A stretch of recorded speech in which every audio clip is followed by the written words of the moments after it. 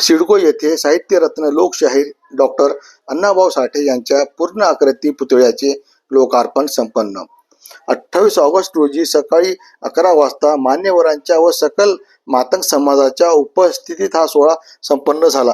यावेळी नांदेड दक्षिणचे आमदार आनंदराव पाटील बोंढारकर, नांदेड दक्षिणचे जिल्हा प्रमुख विनय पाटील गिरडे, नगरसेवक संजय घोगरे, सतीश बसवदे, उदय देशमुख, वैजनाथ देशमुख, राजू लांडगे, पैलवान बाळू पाटील मोरे व विविध मान्यवर यावेळी उपस्थित होते. आज सिडको या भागामध्ये साहित्यरत्न डॉक्टर अण्णाभाऊ साठे यांच्या पूर्णकृती पुतळ्याचं अनावरण या ठिकाणी झालं. या ठिकाणी मोठ्या संख्येने समाज बांधव उपस्थित होते. जे काही जयंती मंडळ आहे त्यांच्या माध्यमातून या पुतळ्याचं जे काही काम आहे झालेलं आहे, त्या निमित्ताने मी सर्वांना मनापासून खूप खूप शुभेच्छा देतो. जे काही साहित्यरत्न अण्णाभाऊ साठे यांच्या पुतळ्याच्या सुशोभीकरणासाठी जो काही मी लोकप्रतिनिधी म्हणून जो निधी लागणार आहे ते निधी उपलब्ध करून देण्याचा मी या ठिकाणी शब्द दिलेला आहे. आणि हा जो परिसर आहे अतिशय सुंदर आणि स्वच्छ झाला पाहिजे यासाठी आम्ही पुढे प्रयत्न करूया. निश्चितपणे 15 लाख रुपये निधी या ठिकाणी जाहीर केलेला आहे. ते लगेचच त्याचं पत्र देऊन त्या कामाला सुद्धा या ठिकाणी चालू होणार. सर्वांना जय लवजी, जय भीम, जय शिवराय, जय संविधान. या ठिकाणी साहित्य सम्राट अण्णाभाऊ साठे यांचा पूर्ण आकृती पुतळ्याचं नांदेड दक्षिणचे आमदार आदरणीय बोंढारकर साहेबांच्या माध्यमातून या ठिकाणी पूर्ण आकृती पुतळ्याचं अनावरण करण्यात आलं.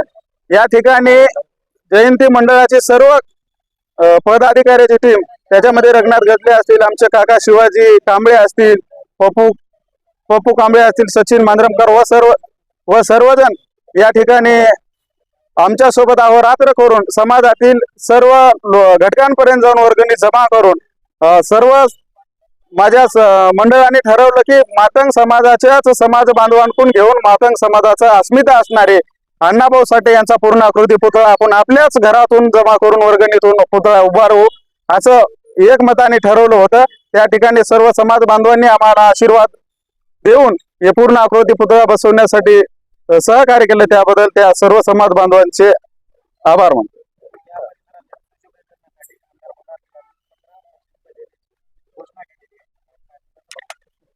या ठिकाणी आदरणीय आमदार साहेब सर्व महापुरुषाच्या विचाराचे वारसदार म्हणून या ठिकाणी याच सभेमधून कळल्या गेलं.